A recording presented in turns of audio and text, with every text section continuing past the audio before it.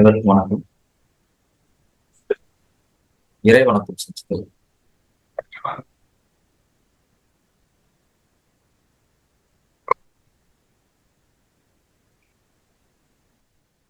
எல்லோருக்கும் வணக்கம். வணக்கம் சார். வணக்கம் சார். எல்லோருக்கும் வணக்கம். வணக்கம் ஐயா. வணக்கம் ஐயா. வணக்கம் வணக்கம். அனைவருக்கும் வணக்கம். இப்போ வணக்கம் சார். வணக்கம் வணக்கம் சார். இதுல ஏற்கனவே நம்ம வணக்கம் வணக்கம் சார். வணக்கம் ஐயா. வணக்கம் வணக்கம். இதுல ஏற்கனவே நம்ம கிட்ட படிச்சவங்க இருப்பீங்க. இருந்தாலும் ஒரு அறிமுகம். இப்ப என்ன பத்தி சொல்லணும் அப்படின்னு சொன்னா, பேர் முருகன், விழுப்புரம். என்னுடைய குருநாதர் அப்படின்னு எடுத்துக்கணும்னா முதல் குரு என்னுடைய தந்தை தான். அதுக்கப்புறம் சரி போய் படிக்கலாம் அப்படின்னு சொல்லிட்டு 97 98 இருக்கும். முருகு ராஜேந்திரன் அப்படின்னு சொல்லிட்டு சென்னை, அவர்கிட்ட நேரடியாக சொல்றவங்க எல்லாமே நேரடியா படிச்சது. அவர்கிட்ட போய் படிக்கிறோம். அதுக்கப்புறம் சில ஆசிரியர்கள் இருந்தாலும் நேரடியா படிச்சது வந்து சித்தயோக சிவதாசன் இல்லை. அதுக்கப்புறம் வந்து பாத்தீங்கன்னா செந்திலறிவு தினகரன், பிறகு கீழ்வளவு சுப்பிரமணிய ஐயா, சேத்தியா தோப்பு செல்வராசு, இப்படி நேரடியா படித்தவர்கள்ல ரொம்ப முக்கியமானவர் அப்படின்னு சொன்னா ஜிகே. இது இல்லாம நிறைய கிட்ட படிச்சிருக்கோம். ஆடியோ கம்மியா இருக்கா சார்? மத்தவங்க எல்லாம் மியூட் பண்ணா கரெக்டா இருக்கும் சார். யாரும் மியூட் பண்ண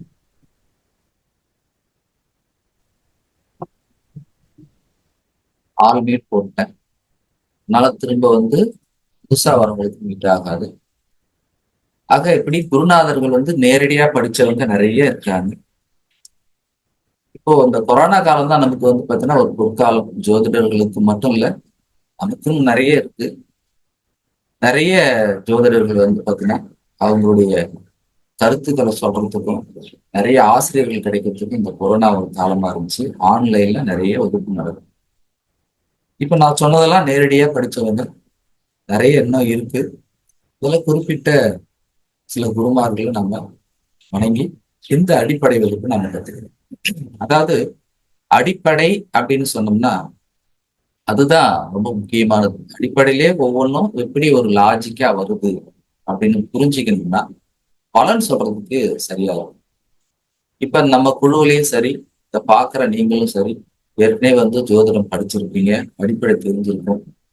இருந்தாலும் இதை கொஞ்சம் நீங்க கவனிக்கும் பொழுது அது ரீஃப்ரெஷ் ஆன மாதிரி இருக்கும். அந்த வகையில இந்த ஜோதிட வகுப்பு நாம உள்ள போறோம். ஏன் நாம ஜோதிடம் கத்துக்கணும்? ஏதாவது ஒரு தேடல் இருக்கு, நிறைவேறாத ஆசைகள் இருக்கு, இல்ல இதை தொழிலா பண்ணலாம் அப்படின்னு கத்துக்க வரவங்க இருக்கீங்க.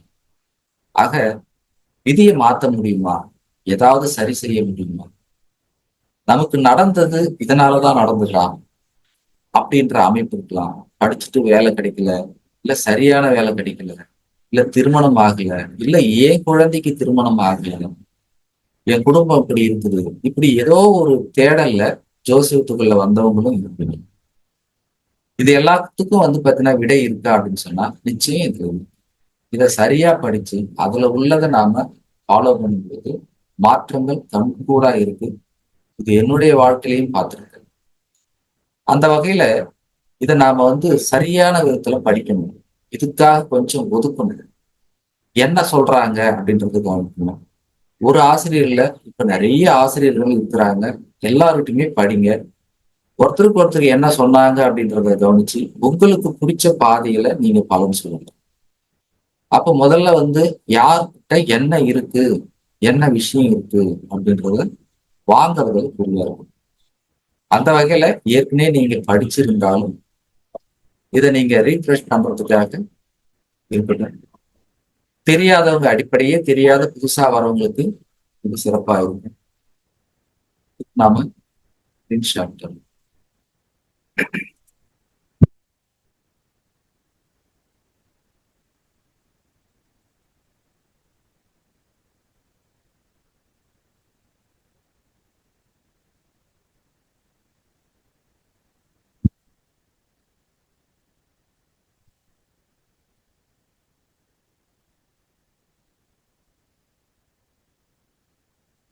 ஸ்கிரீன் தெரியுதுங்களா? தெரியுதுங்க சார். தெரியுது சார். தெரியுதுங்கய்யா. பெருசா தெரியுதுங்களா? ஃபுல்லா தெரியுது sir. Full display. Full display.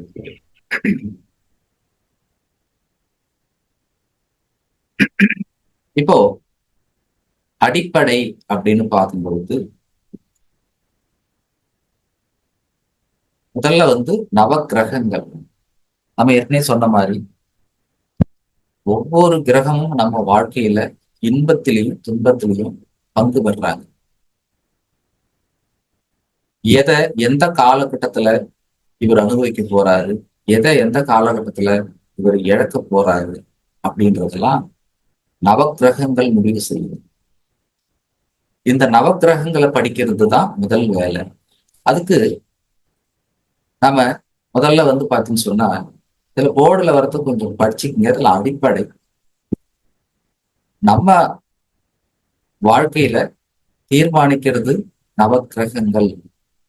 அது தாய் தந்தையர் வழியா வருது அப்படின்றது நமக்கு தெரியும். இறைவன் மனித வாழ்வின் கணக்கினை கால கணக்கோடு இணைத்து கோள்களின் வசம் கொடுத்துள்ளார். கோள்களின் தீர்ப்பே நிறைவானதும் முடிவானதும் ஆகும். எண்ணம் செயல் நம்முடையது, அதற்கான விளைவுகள், அதாவது நம்முடைய எண்ணம் நம்முடைய செயல்பாடு அந்த விளைவை அதிகப்படுத்துதா குறைக்குதா அப்படின்றது தான். அடுத்து இதெல்லாம் நீங்க அப்படியே படிச்சு பார்த்துக்குங்க. சரி, சாஸ்திரத்துல வந்து பார்த்தீங்கன்னு சொன்னா நம்ம தேடுறோம், மதியால விதியை வெல்ல முடியுமா? முடியும். அதுதான் சரணாகதி. அப்போ இறைவனிடம் சரணாகதி அடையிறது வந்து விதியை வெல்றதுக்கு உண்டான முதல் படி. அந்த வகையில ஜோதிடம் அப்படின்றது வந்து எப்படி தோன்றுச்சு அப்படின்ற வரலாறு படிச்சு தெரிஞ்சுக்கோங்க. இப்ப நான் ஸ்கிரீன்ல போட்டிருக்கதையும் பாருங்க. இதுல யாரெல்லாம் இதுக்கு காரணமா இருக்கிறாங்க? சூரியன், பிரம்மா, வியாதவியாசர், பராசரர், அந்திரி, ரோமர், வசிஷ்டர், மரிஷி, பௌலகர், பிறகு இதுல வந்து பாத்தீங்கன்னு சொன்னா பராசரர் தான் நம்ம அதிகமா பயன்படுத்தும். இது அப்படியே வந்துட்டே இருக்கு, ஒவ்வொருத்தர் மூலமா டெவலப் ஆயிட்டு வந்துட்டே இருக்கு.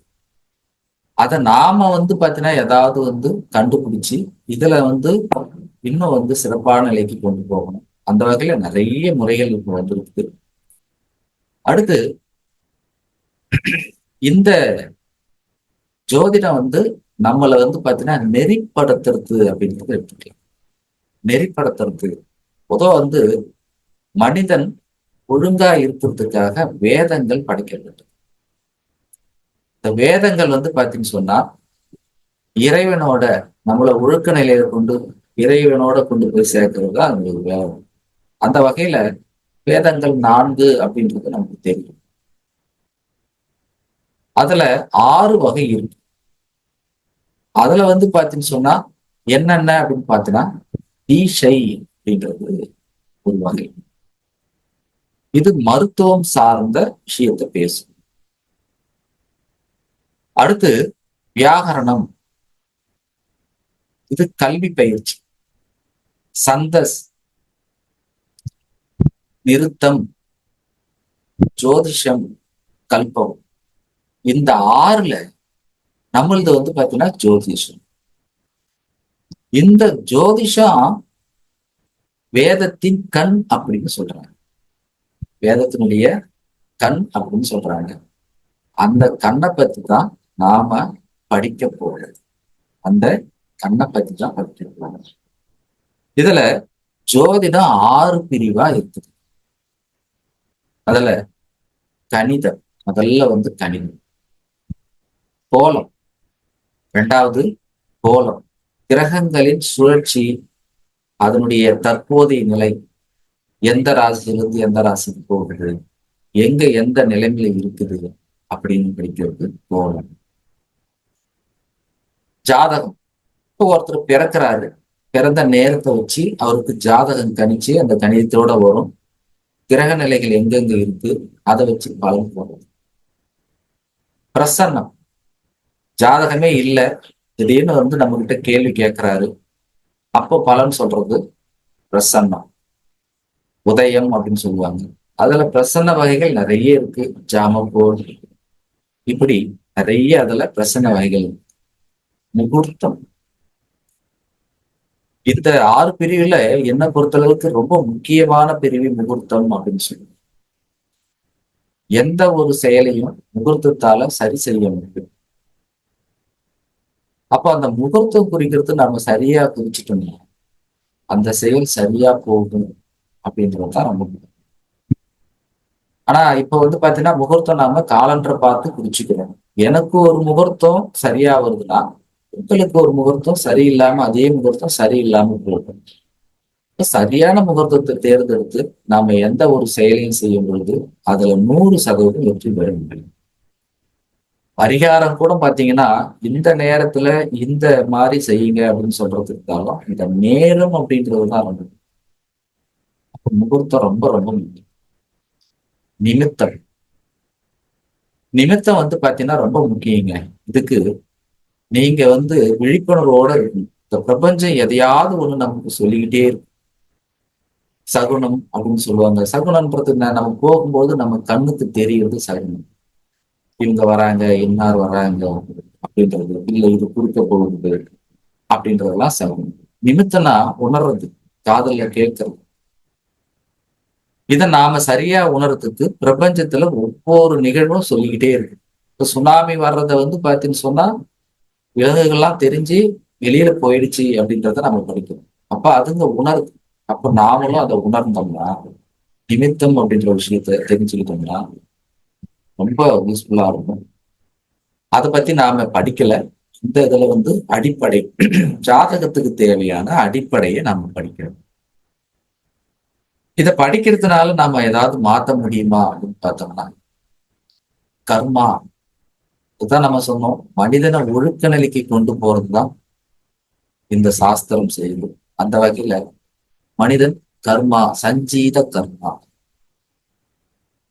பிராரப்த கர்மா, ஆகாயம், அதாவது முற்பிறவி, இது தாய் தந்தையர் வழியே வந்தது என்று சஞ்சீத கர்மா. இந்த ஜென்மத்துல நாம செய்யறது, நம்முடைய விளைவுகள் செய்யறதுனால வரக்கூடிய விளைவுகள் இந்த ஜென்ம கர்மா. இது ரெண்டும் சேர்ந்து வர்றதுதான் ஆகாய கர்மா. இது ரெண்டும் சேர்ந்த விளைவுதான் ஆகாய கர்மா. இதுக்கு வேதாத்ரி மகரிஷி ஒரு அற்புதமான ஒரு பாடல் சொல்லியிருக்காரு பாருங்க. கருவமைப்பின் வழிவந்த வினைப்பதிவு சஞ்சீதமாகும், உருவெடுத்த பின் கொண்ட வினைப்பதிவு பிராரப்தமாகும், இருவகையும் கூடி எழும் புதுவினையே ஆகாயமாகும், ஒரு வினையும் வீண் போக உள்ளடைந்து பின் விளைவாகும். எதையும் நாம வந்து தடுக்க முடியாது, தள்ளி போகலாம். ஒவ்வொன்றுத்துக்கும் ஒரு பின் விளைவு உண்டு. நியூட்டனுடைய 3வது விதிமுறை, ஒவ்வொரு வினைக்கும் ஒரு எதிர்வினை. அந்த வகையில இந்த சஞ்சீத கர்மா, பிராரப்த கர்மா, ஆகாய கர்மா, இதனுடைய செயல்பாடுகள் என்ன, யாருக்கு எந்த மாதிரி கர்மா போயிட்டு இருக்கு அப்படின்றத கர்ம ஜோதிடம் வந்து டீப்பா இருக்கு. நம்ம வகுப்புல அதை பத்தி நாம அப்பப்போ சொல்லியிருப்போம். அந்த வகையில அந்த கர்மா என்ன, இப்ப நடக்கிறது எந்த கர்மாவுடைய திசாபுத்தி எப்படி இருக்கு, அதை சரி செஞ்சுக்க முடியுமா, எப்படி சரி செய்யலாம் அப்படின்றதெல்லாம் கர்ம ஜோதிடம் சொல்லும். இப்போ ஜாதகத்துக்குள்ள வரும். இது எல்லாம் ஒரு சின்ன அறிமுகம் தான். பஞ்சாங்கம், முதல்ல பஞ்சாங்கம். நீங்க வந்து சாஸ்திரம் படிக்கிறீங்க அப்படின்னு சொன்னாங்க, முதல்ல பஞ்சாங்கத்தை வாங்குங்க. இது வரைக்கும் வாங்கவே இல்லை சார் அப்படின்னு சொன்னா நீங்க ஒரு பஞ்சாங்கத்தை வாங்குங்க. அது வாக்கியமா இருக்கலாம், திருக்கணிதமா இருக்கலாம், உங்களுக்கு எது பிடிக்குதோ அதை வாங்க. என்னை பொறுத்தளவுக்கு ஜோசியரா இருக்கிற நீங்க 2 பஞ்சாங்கத்தையுமே வச்சுக்கோங்க. உங்க ஏரியாக்கள்ல எந்த வாக்கியம் எந்த திருக்கணிதம் அதை வாங்கி வச்சு தினமும் பஞ்சாங்கத்தை படிங்க. தினமும் பஞ்சாங்கத்தை படிங்க. இன்னைக்கு என்ன, நாளைக்கு என்ன நட்சத்திரம், என்ன திதி, என்ன யோகம், என்ன கரணம், நேத்திரம் என்ன, ஜீவன் என்ன, இதில் உள்ள விஷயங்கள்லாம் நீங்க பாருங்க. பஞ்சாங்கத்தை முதல்ல பார்க்கணும். இதுல வாரம், பஞ்சாங்கம் அப்படின்றது பஞ்சுனா 5. அப்ப இது ரொம்ப முக்கியம். பஞ்சபூதங்கள், நமச்சிவாயம், பஞ்சபட்சி, இது எல்லாமே இதுலதான் அடங்கும். இதுல வாரம், வாரம்னா என்ன? 7 வாரம், அதாவது 7 கிழமைகள். ஞாயிறு, திங்கள், செவ்வாய், புதன், வியாழன், வெள்ளி, சனி. இது வாரம். அப்போ ஒருத்தர் பிறக்கிற அந்த நாள் ரொம்ப முக்கியமான நாள். ஒருத்தர் ஞாயிற்றுக்கிழமை பிறக்கிறாரு அப்படின்னு சொன்னா வாரநாதன் அப்படின்னு சொல்லுவாங்க. ஞாயிற்கு யாரு? சூரியன். இந்த சூரியன் அவருடைய ஜாதகத்துல எப்படி இருக்கு? ஏறுமுகமா இருக்கிறாரா, இறங்கு முகமா இருக்கிறாரா, ஆரோகணமா, அவரோகணமா, ஆட்சியா இருக்கிறாரா, உச்சமா இருக்கிறாரா, அவர் என்ன சாரம் வாங்கியிருக்கிறார்? இது அவருடைய ஜாதகத்துல ரொம்ப ரொம்ப முக்கியம். பலன் சொல்றதுக்கு வாரநாதனை பாருங்கள். அடுத்து நட்சத்திரம். நீங்க பிறந்த அன்னைக்கு சந்திரன் எந்த நட்சத்திரத்தில் இருக்குதோ அந்த நட்சத்திரம் இருப்பு, அதனுடைய செயல்பாடுகள்லாம் திசாபுத்திர நீங்க பார்க்கணும். அந்த நட்சத்திரம் உங்க வாழ்க்கையில எப்படி செயல்பட போகுது அப்படின்னு. அடுத்து திதி. திதி பாத்தீங்கன்னு சொன்னா நம்ம முன்னோர்கள் வந்த கர்மவினைய அழகா பிரதிபலிக்கும். அதனாலதான் திதியை பிடிச்சா விதியை மாத்தலாம் என்ற ஒரு வாசகம் இருக்கு. அடுத்து யோகம், நாம யோகம் அப்படின்னு சொல்லுவாங்க. இந்த யோகத்தையும் நம்ம தெரிஞ்சுக்கணும். நீங்க எந்த யோகத்துல பிறந்திருக்கீங்க, யோகி என்ன, அவயோகி என்ன அப்படின்ற விஷயங்களை தெரிஞ்சு அதை நீங்க புரிஞ்சு படிக்கணும். இது பஞ்சாங்கத்துல உள்ள அடுத்து கர்மம். தொழிலுக்கு ரொம்ப முக்கியமானது கர்மம். ஆக இந்த 5 வாழ்க்கையில உங்களுக்கு ரொம்ப முக்கியம். இந்த 5ல எது பலவீனமா இருக்கு, எது பலவீனமா இருக்கோ அது சார்ந்த பஞ்சபூதம் உங்க உடம்புல பலவீனமா இருக்கு. இந்த பஞ்சபூதங்கள்ல எது பலவீனமா இருக்கு அப்படின்றத இந்த பஞ்சாங்கத்தை வச்சும், நீங்க பிறந்த இந்த பஞ்சாங்கத்துல உள்ள இந்த வாரம், நட்சத்திரம், திதி, யோகம், கர்மம் சொல்லக்கூடிய இந்த விஷயங்களை வச்சு எது வீக்கா இருக்கு, எந்த பஞ்சபூதம் சமநிலைப்படுத்தணும் அப்படின்றத நம்ம கையிலே கொடுத்துருக்கலாம். பஞ்சபூதங்களை சமநிலைப்படுத்துறதுக்கு முத்ரா இருக்கு. நீங்க முத்திரையை பயன்படுத்தலாம், பூஜைகள் செய்யலாம். இப்படி பஞ்சபூதங்களை சமநிலைப்படுத்திட்டாலே பஞ்சாங்கம் உங்களுக்கு நல்ல விதமா வேலை செய்யும். அடுத்து அடிப்படை ஜோதிடத்துல ரொம்ப முக்கியமா நம்ம படிக்க போறது அப்படின்னா ராசி மண்டலம். ராசி காரகத்துவம், கிரக காரகத்துவம், நட்சத்திர காரகத்துவம், பாவ காரகத்துவம். இதை டெப்தா நீங்க படிச்சுட்டீங்கன்னா பலன் சொல்ல முடியும்.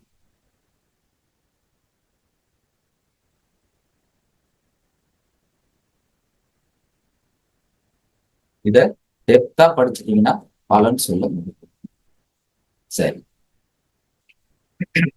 அடுத்து நாம என்னென்ன படிக்க போறோம், அதைத்தான் படிக்க போறோம். ஏற்கனவே சொன்னதை என்னென்ன படிக்க போறோம், எதை படிச்சா நல்லது அப்படின்னு ஒரு 9 இது போட்டுக்கலாம் பாருங்க. ஆண் பெண் ராசிகள் என்ன, ஸ்தரம், ஸ்திரம், உபயம் எந்தெந்த ராசிகள், அதனுடைய பயன்பாடுகள் என்ன,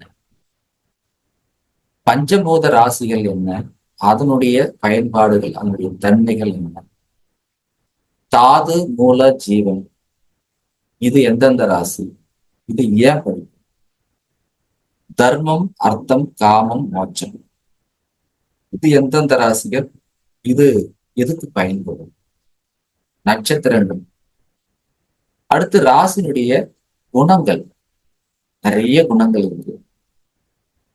ஒவ்வொரு ராசியும் காலபுருஷ தத்துவத்தோட எப்படி செயல்படுது அப்படின்றத புதுசா புரிஞ்சு, ஒவ்வொரு ராசியும் காலபுருஷ தத்துவப்படி எப்படி செயல்படுது. இந்த காலபுருஷன் சொல்லிட்டு இருப்பாங்க எல்லாருமே.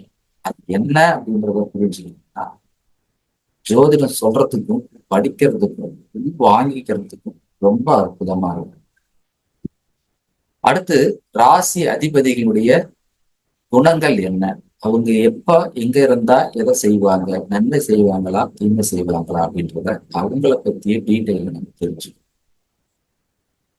இந்த 9 நீங்க ஒழுங்கா படிச்சுட்டீங்கன்னா சிறந்த ஜோதிடர்கள். 9 விஷயங்களும் சரியா படிக்கணும், தெளிவா இருக்கணும், மனப்பாடம் பண்ணிக்கணும். ஆண் ராசினா எது, சரம் ஸ்திரம்னா எது, இப்படின்ற விஷயத்த நாம அடுத்தடுத்து படிக்க போறோம். அடுத்து காலபுருஷ தத்துவத்துல ராசிகளை பல விதமா பிரிச்சிருக்கிறாங்க. இதை KSK சார், கிருஷ்ணமூர்த்தி சார் தான் இதை தெளிவா புத்தகம் எழுதியிருக்காரு. பெரிய புத்தகம், இப்ப இருக்கா இல்லையான்னு தெரியல. அப்போ நான் வாங்கினேன் 99, 98 காலத்துல நிறைய புத்தகங்கள் வாங்கினேன். அதுக்கப்புறம் வரக்கூடிய புத்தகங்களை வாங்கும் பொழுது நிறைய விஷயங்கள் இதுல இருந்தே தான் போயிருக்கு. அந்த வகையில இதை அப்படியே நீங்க எழுதிக்கலாம். பயனுள்ள ராசிகள் அப்படின்னு சொன்னா கடகம், விருச்சகம், மீனம்.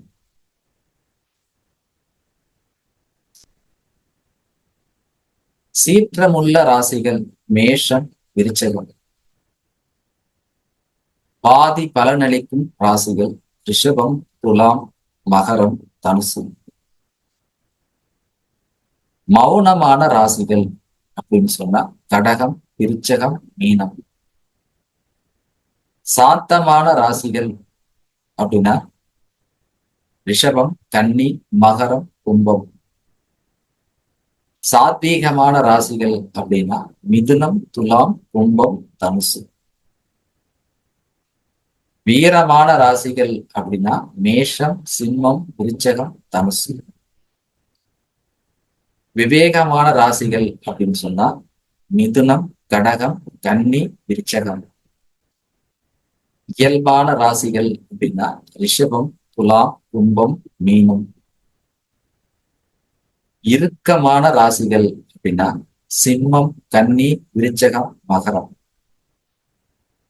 பண்பான ராசிகள் அப்படின்னா ரிஷபம், கடகம், கன்னி, துலாம், மகரம், கும்பம், மீனம். பாசமான ராசிகள் ரிஷபம், சிம்மம், விருச்சகம், தனுசு. இத எல்லாத்தையும் நீங்க எழுதிக்கிங்க.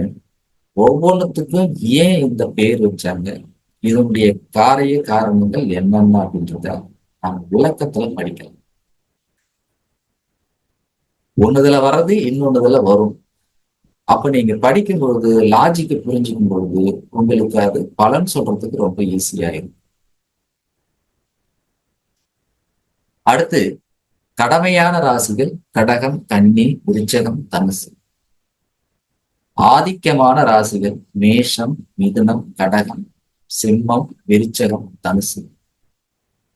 வெறுமையான ராசிகள் மேஷம், மிதுனம், கும்பம். வீணான மற்றும் விரயமான ராசி அப்படின்னு சொன்னா மேஷம், விருச்சகம், கும்பம். உண்மையான ராசி ரிஷபம், கன்னி, தனுசு, மகரம், கும்பம். மற்றதெல்லாம் உண்மை இல்லையா அப்படின்னு கேட்கக்கூடாது, அது லாஜிக் இருக்கு. அப்போ உண்மையான ராசிகள் ரிஷபம், கன்னி, தனுசு, மகரம், கும்பம். சிந்திக்கும் ராசிகள் சிம்மம், தனுசு, மீனம்.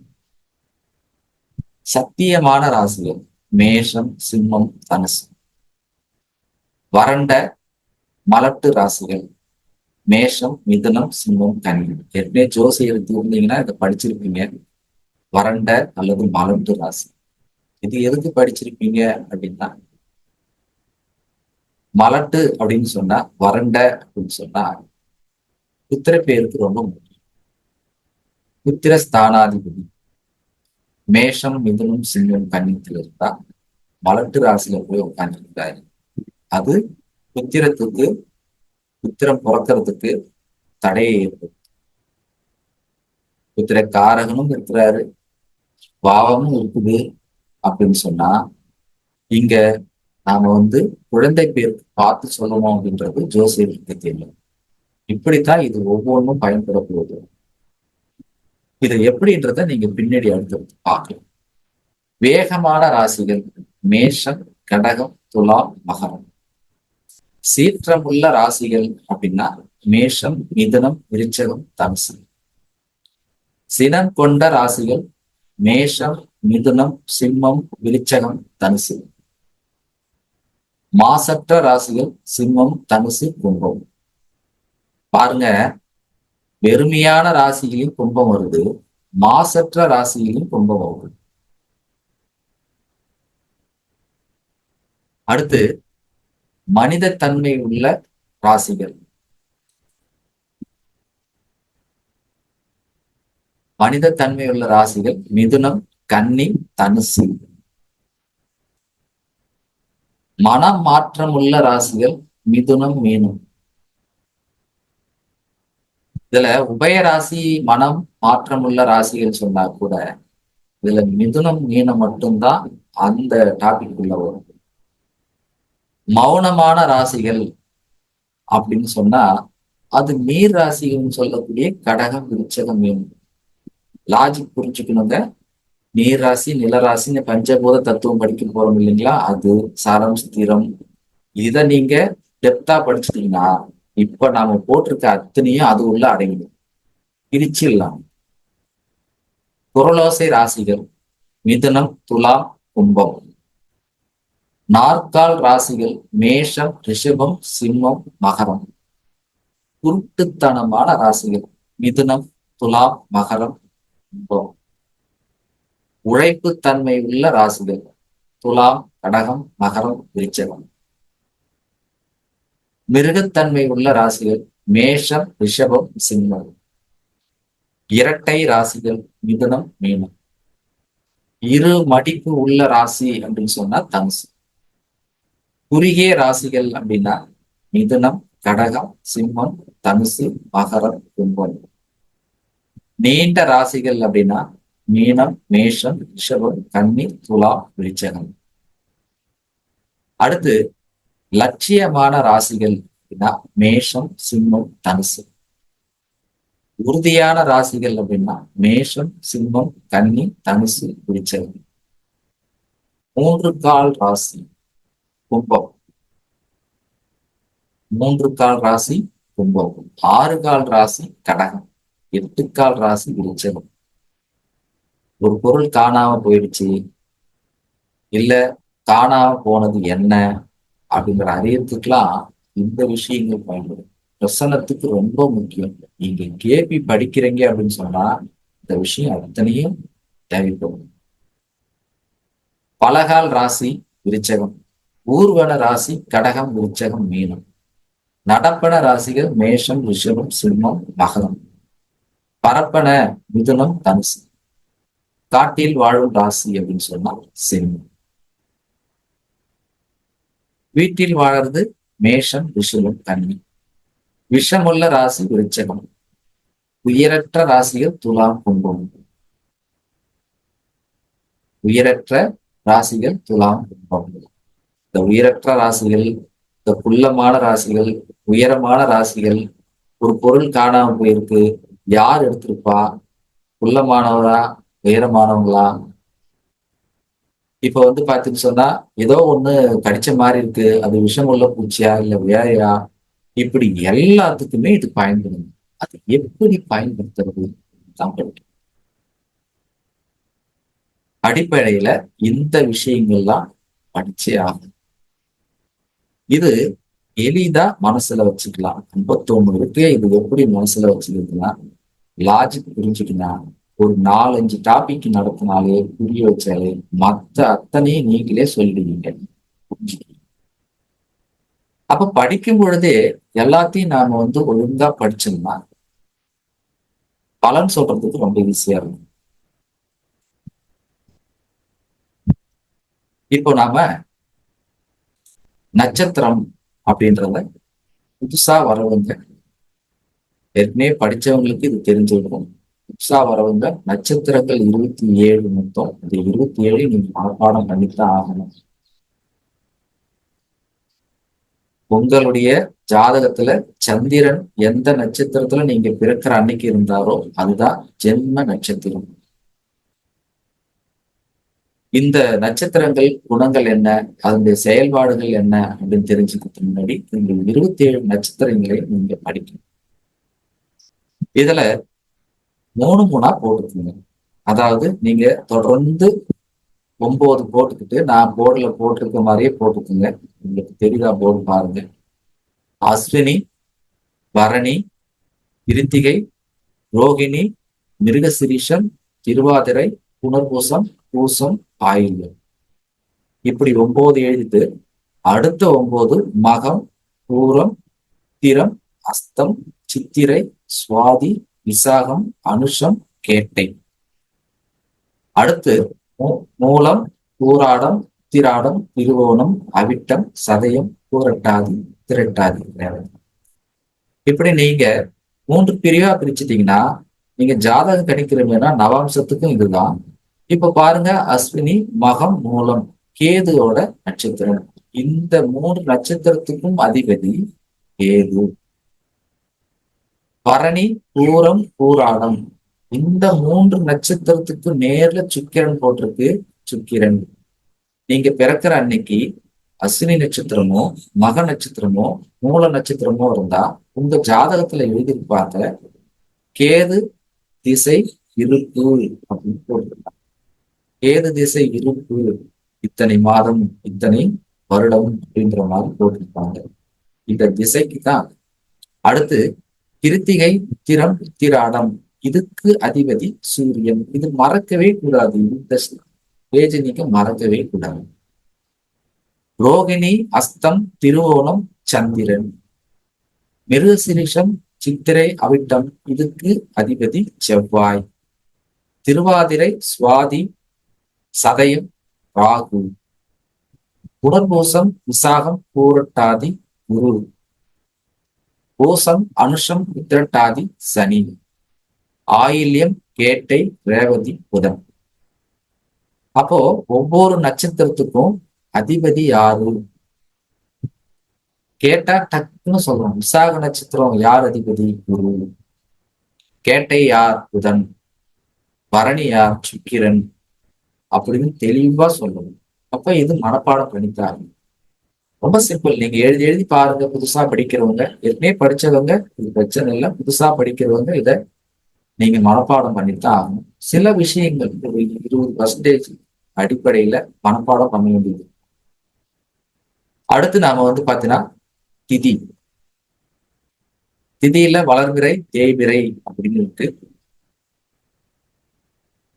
இத பாத்தீங்கன்னு சொன்னா சுக்கிலபட்சம் உங்க நோட்ல எழுதியிருப்பாங்க. சுக்கிலபட்சம், கிருஷ்ணபட்சம் அப்படின்னு எழுதியிருப்பாங்க. சுக்கிலபட்சனா வளர்பிறை. வளர்பிறைனா அமாவாசைக்கு அடுத்து வரக்கூடியது.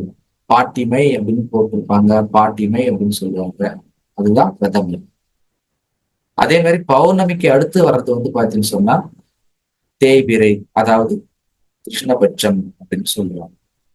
இந்த திதிகள் பாத்தீங்கன்னு சொன்னா 1, 2, 3 அப்படின்ற எண்ணிக்கையில வடமொழியில் இருக்கக்கூடிய ஒரு விஷயம்தான். பாருங்க, முதல் திதி பிரதமை, 2வது திவிதியை, 3வது திருதியை, 4 சதுர்த்தி, 5 பஞ்சமி, 6 சஷ்டி, 7 சப்தமி, 8 அஷ்டமி, 9 நவமி, 10 தசமி, ஏகாதசி, துவாதசி, திரியோதசி, சதுர்த்தசி. அடுத்து பௌர்ணமியா அல்லது அமாவாசை. இந்த திதி என்ன பண்ணும், இதனுடைய வேலைகள் என்ன அப்படின்றதையும் நீங்க தெளிவா படிச்சுக்கணும். அடிப்படையில திதிகளின் பெயர்களை நீங்க தெளிவா படிச்சு.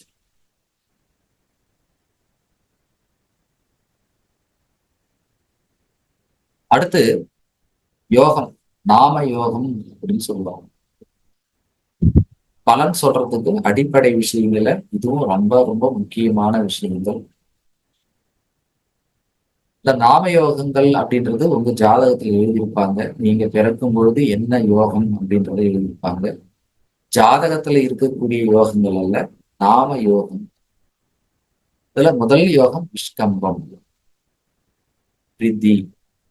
2வது ஆயுஷ்மான், சௌபாக்கியம், சோபனம், அதிகண்டம், சுகர்மம், திருதி, சூலம், கண்டம், விருத்தி, துருவம், வியாகாதம், அர்ஷனம், வஜ்ரயோகம் அப்படின்னு சொல்லுவாங்க. அடுத்து சித்தி, வியாதிபாதம், வரியம், பரிகம், சிவம், சித்தம், சாத்தியம், சுபம், சுற்றம், ராமியம், ஐந்திரியம், வைத்திரியம்.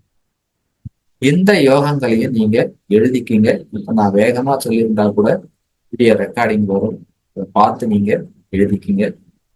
இன்னைக்கு இந்த நாள் அப்படின்ற தேதியை போட்டுக்குங்க, அடிப்படை ஜோதிடம் போட்டுக்குங்க, படிக்கிறத எழுதுங்க. உங்களுக்கு புரிஞ்சதை அடுத்து எழுதி வச்சுக்கோங்க. உங்களுக்கு என்ன புரிஞ்சது, என்ன புரியல அப்படின்றத அடுத்த கேள்வி செக்ஷன் வரும்போது நீங்க கேள்வி கேட்கலாம். இப்ப அடிப்படைன்றதுனால இதுல சந்தேகம் அடிப்படை படிக்கிறவங்களுக்கு வரப்போறது இல்லை. அதனால முதல்ல நீங்க பாத்தீங்கன்னா உள்வாங்குங்க. அதுக்கு முதல்ல எழுதுங்க. இதுக்குன்னு ஒரு நோட்டு வாங்குங்க. அந்த நோட்டுல நீங்க என்னென்ன படிச்சமோ, என்னென்ன நீங்க படிக்கிறீங்களோ, எப்படி புரிஞ்சுக்கிறீங்களோ அதை எழுதுங்க. எழுதும்போது தான் அது உங்களுக்கு பலன் சொல்றதுக்கு ஈஸியா இருக்கும். அடுத்து கரணம். கரணம் 11: பாவம், பாலவம், கௌலவம், தைதுளை, கரசை, வனிசை, பத்திரை, சகுனம், சதுஷ்பாதம், நாகவம், ஹிம்ஸ்துக்கம். பஞ்ச அங்கத்துல இப்ப நாம என்னென்ன எது அப்படின்றத டீட்டெயிலா படிச்சாச்சு. இதனுடைய விளக்கங்கள் பின்னாடி படிக்க போறோம். அடுத்து ராசி மண்டலம் அப்படின்றது நம்ம படிச்சிருக்கோம். 12 ராசிகள் பின்னாடி என்னென்ன அப்படின்றத படிக்க போறோம். கிரகங்கள் என்னென்ன அப்படின்றத படிக்க போறோம். 27 நட்சத்திரங்கள் என்னென்ன இப்ப தெரிஞ்சுக்கிட்டீங்க. இது அப்படியே 3த்தையும் கூட்டுங்க, 48. அப்போ மருந்து சாப்பிட்டா ஒரு மண்டலம் சாப்பிடுங்க, சித்த மருந்து சொல்லுவாங்க. விரதம் ஒரு மண்டலம் இருக்கு. இது எல்லாமே இந்த கணக்கு தாங்க. என்னை இந்த 48 நாள்ல 27 நட்சத்திரம் போயிடும். 9 கிரகங்களுடைய ஆளுமைகள் போயிடும். 12 ராசிகளுடைய தன்மைகள் போயிடும். இந்த கிழமை அப்படின்னு படிக்கும் பொழுது நாம பாத்தீங்கன்னு சொன்னா 9 கிரகங்கள் இருக்குது, கிழமைகள் 7 மட்டுமே இருக்கு. 9 கிரகங்கள், கிழமை 7 மட்டுமே இருக்கு. நவ கிரகங்களுக்கு கிழமைகள் கிடையாது. ஆனா அவங்களுக்கு தினமும் 3 மணி நேரம் ஒதுக்குறாங்க. உதாரணத்துக்கு சூரியன் அப்படின்னு சொன்னா அவருக்கு ஞாயிற்றுக்கிழமை மொத்தம் 24 மணி நேரம். அதுல 3 மணி நேரம் போக 21 மணி நேரம் தான் சூரியனுக்கு ஞாயிற்றுக்கிழமை அதிகாரம். ராகு கேது யமகண்டம் ராகு காலம் அவங்க 3 மணி நேரம் ஒதுக்குறாங்க. பொதுவா ராகு கேது இருவரும் ஒரே நபர் அப்படிங்கிறாங்க. அவங்களுக்கு பாத்தீங்கன்னு சொன்னா 7 3 21 21 மணி நேரம் அவங்களுக்கு ஒரு வாரத்துல போச்சு. ஆனா சூரியன் ஞாயிற்றுக்கிழமை மட்டுமே அவருடைய ஆட்சியை செஞ்சுட்டு போயிடுவாரு. அடுத்த நாள் அவருக்கு அதிகாரம் இல்லை. ஆனா ஒவ்வொரு நாளும் தன்னுடைய அதிகாரத்தை ஒவ்வொரு இடத்துலயும் நிலைநாட்டுறவங்க ராகு கேது. அதனாலதான் நம்ம போடும்போது ராகு கேதுன்றத போடுவோம். பாம்பை பார்த்து பலன் சொல் அப்படின்னு சொல்லுவாங்க. நிழல் அப்படின்னு சொல்லுவாங்க. இப்போ பிரதமர் இருக்கிறாரு, முதலமைச்சர் இருக்கிறாருன்னா அவருக்கு பக்கத்திலே இருப்பாரு பாத்தீங்களா பிஏ. எவ்வளவு வலிமையானவர், அவருக்கு எல்லா விஷயமும் தெரியும். மந்திரிக்கு பக்கத்திலே இருக்கிற பிஏ நிழல் அப்படின்னு சொல்லுவாங்க. அப்ப அந்த நிழல் அப்படின்ற ராகு கேதுவும் தான் நீங்க படிக்கணும். அடுத்து நாம இன்னைக்கு பார்க்க போறது ராசி கட்டம். ராசி கட்டம் வரைய தெரிஞ்சுக்கணும். எம்டியா ஒரு ராசி கட்டத்தை போட்டியை கூட நீங்க பலன் சொல்லலாம். வர வாடிக்கையார்ல ராசி கட்டம் போடுங்க அப்படின்னு போர்டை காமிச்சு அவங்க போடுறாங்கன்னா அதை வச்சே நீங்க பலன் சொல்லலாம். பலன் சொல்ற வகுப்புல அதை பார்க்கணும். ராசி கட்டம் போடுங்க. ராசி கட்டம் இப்படித்தான் போடணும். இது வட இந்திய முறை, தென்னிந்திய முறை, அடுத்து பாத்தீங்கன்னா மேலை நாடுகள்ல அவங்கவுங்க இடத்துக்கு தகுந்த மாதிரி இதனுடைய வடிவமைப்பு இருக்கும். பொதுவா வட்டம், நீள் வட்டம் தான் ராசி.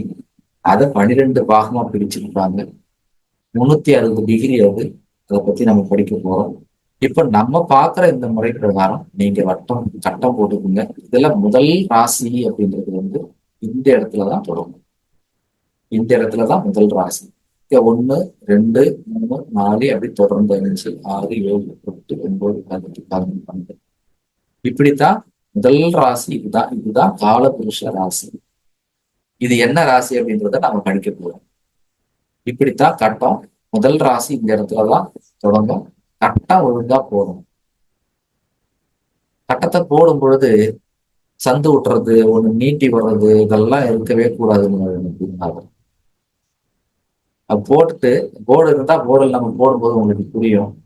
இப்படி நீட்டுருவாங்க. ஒரு வட்டம், அதை கட்டம் வந்து இடக்கு முழுக்கா இருக்கலாம். ஆனா நீங்க கட்டத்தை பிரிக்கும் பொழுது நேரா இப்படி போறீங்கன்னா நேரா வந்துடும். இது வரைக்கும் வந்துடும், இதுக்கு இந்தாண்டு இருக்காது. இப்ப கேட்பாரு, என்னடா இங்க இருக்கிற இருக்கிறவங்களாம் இந்தாண்டா இன்னொருக்கு போறதா? நீ வீடு கட்டினா அப்படியே கட்டுவேன், ஒழுக்கா கட்ட மாட்டியா? பக்கத்து வீட்டுக்காரவங்க வீட்டுக்கு வர மாதிரி சந்து விட்டு கட்டுவியா அப்படின்னு கேட்பாங்க. அப்ப கட்டம் வந்து பாத்தீங்கன்னா கரெக்டா போடும். அது தெளிவா தெரிஞ்சு. இதுதான் ராசி கட்டம். ராசி கட்டம் போட்டாச்சுங்க. எந்தெந்த கட்டத்துல எந்தெந்த ராசி, ராசி கட்டம் போட்டாச்சு. எந்தெந்த ராசியில எந்தெந்த, அதாவது எந்தெந்த கட்டத்துல எந்தெந்த ராசி பாருங்க. ஒண்ணுன்னு போட சொல்ற இடத்துல மேஷம், இந்த இடத்துல மேஷம். 2ன்ற இடத்துல ரிஷபம், 3ன்ற இடத்துல மிதுனம், 4ன்ற இடத்துல கடகம், 5ன்ற இடத்துல சிம்மம், 6 கன்னி, 7 துலாம், 8 விருச்சகம், 9 தனுசு, 10 மகரம், 11 கும்பம், 12 காலபுருஷ லக்கணம் அப்படின்றது மேஷம். ஃபர்ஸ்ட் இந்த இடத்துல தான் இப்படி வரும். கிளாக் வைஸா வரும். எல்லா கிரகங்களும் கிளாக் வைஸா தான் சுற்றும். பாருங்க, ராசி மண்டலம் 360 டிகிரி அப்படின்னு சொல்லியிருக்கோம். இப்போ நாம ஏற்கனவே சொன்ன மாதிரி அது ஒரு வட்டம். நம்ம வசதிக்காக நாம பார்க்கணுன்றதுக்காக இப்படி நம்ம கட்டம் போட்டுருக்கோம். 360 டிகிரிய 12 ராசிக்கு 30 கொடுக்குறாங்க. 12 ராசிக்கு 30 கொடுக்குறாங்க. மேஷத்துக்கு 30 டிகிரி, ரிஷபத்துக்கு 60 டிகிரி, மிதுனத்துக்கு 90 டிகிரி, கடகத்துக்கு 120, சிம்மம் 180, கன்னி 180. ஒவ்வொரு ராசியும் 30ங்க. அப்படியே 30 கூட்டிக்கிட்டே வாங்க. 210 என்ன ராசி இது? துலா ராசி. 240 வரைக்கும் விருச்சிக ராசி. 241 இருந்து 270 வரைக்கும் தனுசு ராசி. 71 இருந்து 300 வரைக்கும் மகர ராசி.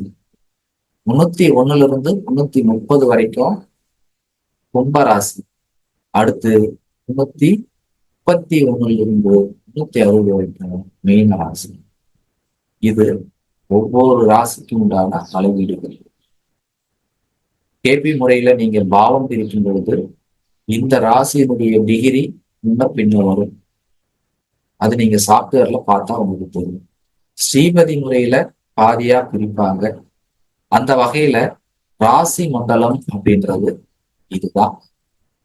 இந்த பாதையில இருக்கிறத நம்ம வசதிக்காக நம்ம பார்க்கறதுக்காக இப்படி ராசி மண்டலத்தை பிரிச்சிருக்கோம். இந்த வட்டத்தை வந்து நீங்க 12 சமபாகமா பிரிக்கணும். வட்டத்தை சமபாகமா 12 பிரிச்சீங்கன்னா ஒவ்வொன்றுத்துக்கும் 30 டிகிரி. இதுதான் வானமண்டலம். வானமண்டலத்துல ராசிகள் இப்படி இருக்கு அப்படின்றதுதான் நம்ம முன்னோர்கள் சொல்லியிருக்காங்க. அது ஒவ்வொன்றும் 30 டிகிரி. ஒரு ராசி 30 டிகிரி. அப்போ சூரியன் மேஷத்துல 1 டிகிரில வந்துட்டாருன்னா அவர் மேஷ ராசியில, மேஷ மண்டலத்துல, பிரபஞ்சத்துல மேல வந்து மேஷ மண்டலத்துல அவர் இருக்கிறாரு அப்படின்னு. அங்க என்னென்ன நட்சத்திரங்கள் இருக்கு அப்படின்றதான் நாம அடுத்தடுத்து படிக்க போறோம்.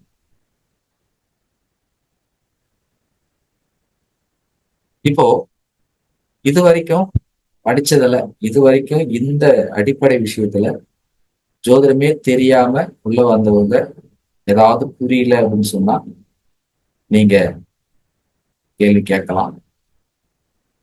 இது வரைக்கும் நடத்தினது புரிஞ்சுதான்.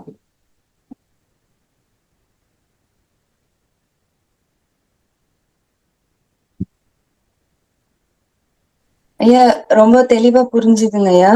சரி. எல்லாமே ராசி ராசின்னு சொல்றீங்க. இந்த இடத்துல லக்னம் லக்னம்னு ஒண்ணு சொல்றாங்க. ம். அப்போ இதெல்லாம் வெறும் ராசி சந்திரன் இருக்கிற அந்த ராசி கட்டத்தை வச்சுதான் கணக்கீடு பண்ணணுமா? ம். ஒரு நிறைய பாயிண்ட் சொன்னீங்க, இந்த ராசிகள் இதுல வரும் அப்படின்னுட்டு. இப்ப ராசின்றது வந்து சந்திரன் இருக்கிற நம்மளோட ஜென்ம நட்சத்திரமான அது வச்சு பாக்குறது மட்டும்தானா, இல்ல இதுல லக்னமும் சேர்ந்து வருமா? லக்கணம்ன்ற டாபிக் நாம இன்னும் போகவே இல்லை. லக்கணம்ன்றது நீங்க பிறக்கிற அன்னைக்கு எந்த டைம்ல நீங்க பிறந்தீங்களோ அதான் கணிதம் அப்படின்றத சாஸ்திரத்துல வந்து 6 பிரிவா பிரிக்கும் போது கணிதம் அப்படின்னு ஒண்ணு படிச்சோம் இல்லையா? கணிதம் படிக்க போறோம்னு சொல்லுங்க. இதெல்லாம் நீங்க தெரிஞ்சுக்கிட்டதுக்கு அப்புறம் தான் நீங்க லக்கணம் என்ன அப்படின்றத போட போறீங்க. சரிங்களா? வரும், அதெல்லாம் பின்னாடி வரும். கணிதம்ன்ற இதெல்லாம் வரும். லக்கணம் ரொம்ப முக்கியம். எப்படி முக்கியம் அப்படின்றதெல்லாம் பின்னாடி நீங்க கத்துக்க போறீங்க. கேளுங்க கேளுங்க வள்ளி சண்முகம். ஐயா ரொம்ப தெளிவாகவும் இன்ட்ரெஸ்டிங்காகவும் இருக்குதுங்க ஐயா. சரிங்க, நன்றிங்க ஐயா. நன்றிங்க. இப்போ அடுத்த வகுப்பு வந்து பாத்தீங்கன்னு சொன்னா ஒரு நாள் கேப் விட்டு சனிக்கிழமை அன்னைக்கு காலையில இருக்கும். தொடர்ந்து நீங்க படிக்கிறது நான் சொன்ன மாதிரி நோட்டு போட்டு எழுதுங்க. இன்னைக்கு என்ன நான் சொல்லி கொடுத்தனோ அதை நீங்க எழுதுங்க. என்ன புரிஞ்சுதோ உங்களுக்கு அதை எழுதுங்க. ஏற்கனவே நீங்க தெரிஞ்சிருந்தீங்கன்னா, தெரிஞ்ச ஜோசியரா இருந்தீங்கன்னா ஜஸ்ட் நீங்க பாருங்க, ரீஃப்ரெஷ் ஆகிற மாதிரி இருக்கும். படிக்கிறவங்களுக்கு இதை ஷேர் பண்ணுங்க. நம்ம ஆடியோ வரும், ஷேர் பண்ணுங்க. மற்றவங்களையும் குழுவில் இணைச்சு விடுங்க. அடிப்படை திரும்ப திரும்ப திரும்ப படிங்க. அது காலபுருஷன் தத்துவத்தோட சேர்த்து படிங்க. அதுதான் நம்ம படிக்க போறோம். இன்றைய வகுப்பு அடிப்படையில முதல் வகுப்பு. வகுப்பு பற்றி விமர்சனங்கள் ஏதாவது இருந்தா சொல்லலாம். இப்ப நடத்துறதுல டவுட் இருந்தா கேட்கலாம். ஐயா வகுப்பு ரொம்ப மிக அருமையா இருந்ததுங்கய்யா. நீங்க சொல்லி கொடுக்குற விதம் வந்து நல்லா புரிஞ்சுக்கிட்டு எளிய வகையில இருந்துச்சுங்கய்யா. நன்றி ஐயா. நன்றி.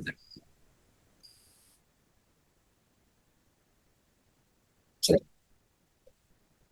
அதாவது நம்ம படிக்கும் பொழுது, நாங்க படிக்கும் பொழுது பாத்தீங்கன்னு சொன்னா நேரா இப்ப நான் சொன்ன குருநாதர்கள் அத்தனை பேர்கிட்டையும் நான் நேரடியா போய் படிச்சேன்.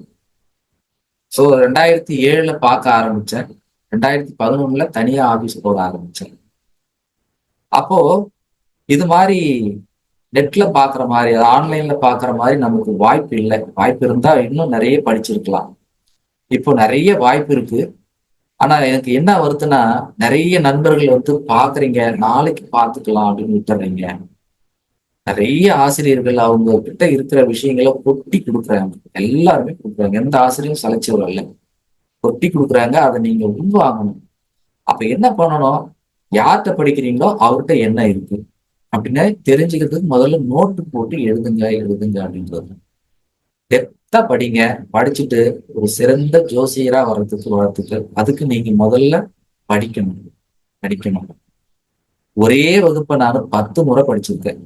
சந்திர நாடி அப்படின்ற வகுப்பை நேரடி வகுப்புல 7 முறை படிச்சிருக்கேன். நேரடியா. அப்போ இப்படி நீங்க வந்து படிச்சதே படிக்கிறமே அப்படின்னு இல்லாம இப்ப வந்து பாத்தீங்கன்னா ரொம்ப எளிமை. அது ரெக்கார்டா வந்துடும் உங்களுக்கு. அப்போ என்ன பண்ணும்? ரெக்கார்டை நீங்க திரும்ப திரும்ப கேளுங்க.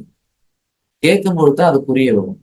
அடுத்து படிச்சுட்டீங்க. இப்போ நம்ம குழுவுல நம்ம கிட்ட படிக்கிறவங்க எத்தனை பேர் நிறைய படிச்சுட்டீங்க. என்கிட்ட எல்லாமே படிச்சாச்சு.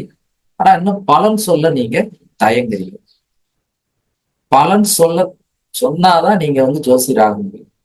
அப்போ பலன் சொல்றதுக்கு தயக்கம் இல்லாம பலன் சொல்லுங்க, பாருங்க. இந்த வகுப்புல கலந்து கொண்டவங்க அத்தனை பேருக்கும் நன்றி. அடுத்த வகுப்புல நம்ம படிப்போம். இது தொடர்ந்து போகும். எத்தனை நாள் அப்படின்றது கணக்கு இல்லை. முடிகிற வரைக்கும் போகும். நீங்க படிக்க தயாரா இருங்க. நான் சொல்லி கொடுக்க தயாரா இருங்க.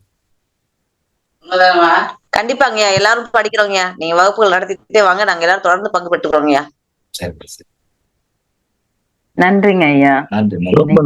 அதாவது இன்னைக்கு வகுப்பு எடுக்கிறீங்க, அதே சமயத்துல இதை ரெக்கார்டா கொடுக்குறீங்க பாத்தீங்களா?